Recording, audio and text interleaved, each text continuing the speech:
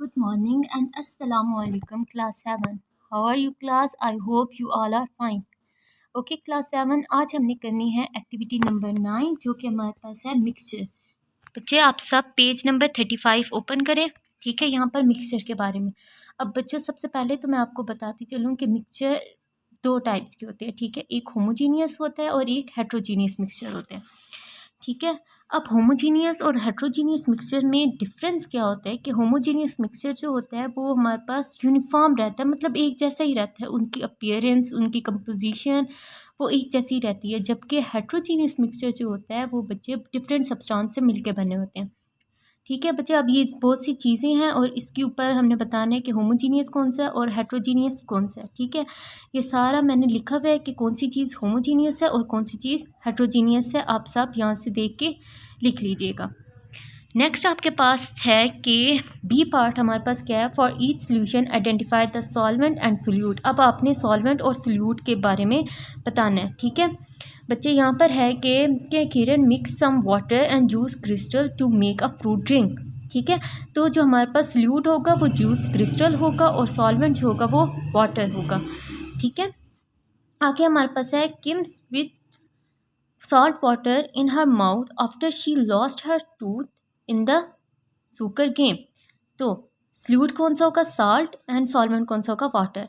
ठीक है बच्चे, इसी तरह यहाँ पर हमारे पास बहुत सी एग्जांपल्स दी हुई हैं। ठीक है, ये आप सब ने इसमें से सल्यूट और सॉल्वेंट साथ में मेंशन किया हुआ है कि कौन सी चीज़ सल्यूट है और कौन सी चीज़ सॉल्वेंट है। ठीक है, ये आप सब ने लिख लेना। नेक्स्ट आपके पास सी पार्ट है कि हमने क्या करना है, use the term in the vocabulary box to fill the blanks. बच्चे यहाँ पर हमारे पास कुछ वर्ड्स दिए हुए हैं। ठीक है, इनको हमने इन फिल इन द ब्लैंक्स के अंदर पुट करना है। ठीक है, अब हमारे पास क्या है कि ब्लैंक थी, फिर आगे solution means to have the uniform और सेम अपीयरेंस। अभी मैंने आपको बताया है कि ऐसा मिक्सचर जिनकी यूनिफॉर्म अपीयरेंस हो वो हमारे पास कौन सा होता है, homogeneous. While the heterogeneous mixture means that different substances are mixed and are visible। ठीक है, तो हमारे पास heterogeneous different substance से मिलकर बना होता है। A mixture of two or more substance that in homogeneous is called solution। ठीक है, the dash is the larger part of the solution। एक solution के अंदर larger part क्या होता है, solvent का होता है, while the smaller part is solute। A solution that can easily dissolve in one another. एक सोल्यूशन जो एक दूसरे के अंदर इजीली डिज़ोल्व हो सकें वो हमारे पास क्या होता है, सॉल्युबल हम लोग कहते हैं। And if the liquid are not soluble then they are का इनसॉल्युबल सोल्यूशन। ठीक है, a dish is a solution that contain large amount of solute relative to the amount that could dissolve, तो concentrated. Finally the dish is the consider as the universal solvent for it can dissolve almost any solute. तो ये हमारे पास क्या आ जाएगा, water आ जाएगा। ठीक है, नेक्स्ट आपके पास है कि एक्टिविटी नंबर 10 है जो कि हमारे पास क्या है कि फोर्स फाउंडेशन रिवीजन मैथ। ठीक है, अब हमने क्या करना है, circle the non contract forces.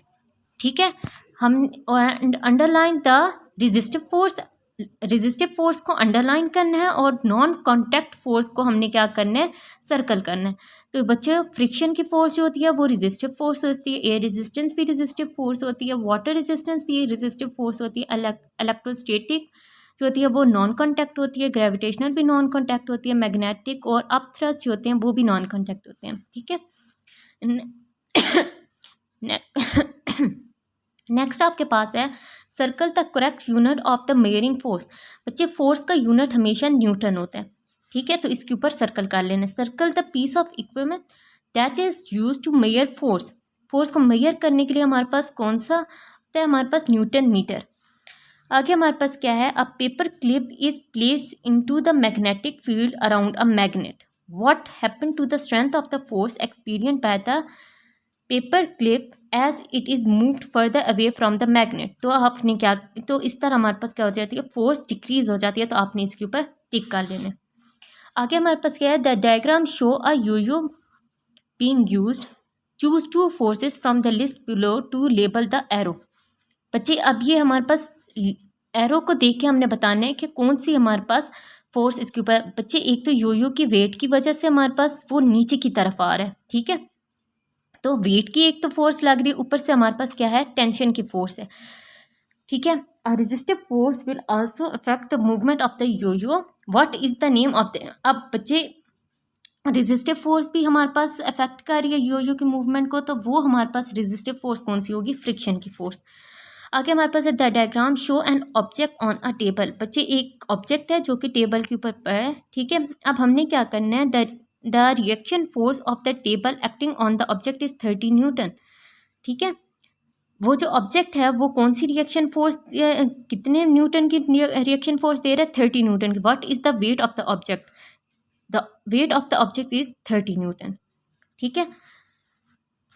Next आपके पास है कि टेम्परेचर स्केल है फ़ारेनहाइट सेल्सियस, ठीक है।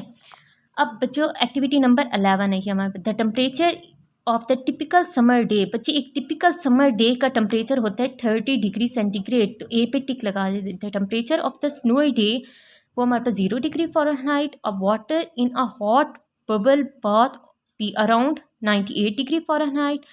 The soup served in the restaurant should be around 100 degree Fahrenheit. The temperature of boiling water is 212 degree Fahrenheit. If your body temperature is at days, you are having a fever, 103 degrees Fahrenheit. The water is turned to ice when the temperature is lower than 32 degree Fahrenheit. On a nice fall day, the temperature is around 15 degree centigrade. उम्मीद करती हूँ आप सबको lecture की समझ आ गई होगी। आप सब ने ये सारा काम कंप्लीट कर लेना है और मुझे सेंड कर दीजिएगा। अल्लाह हाफ़िज़।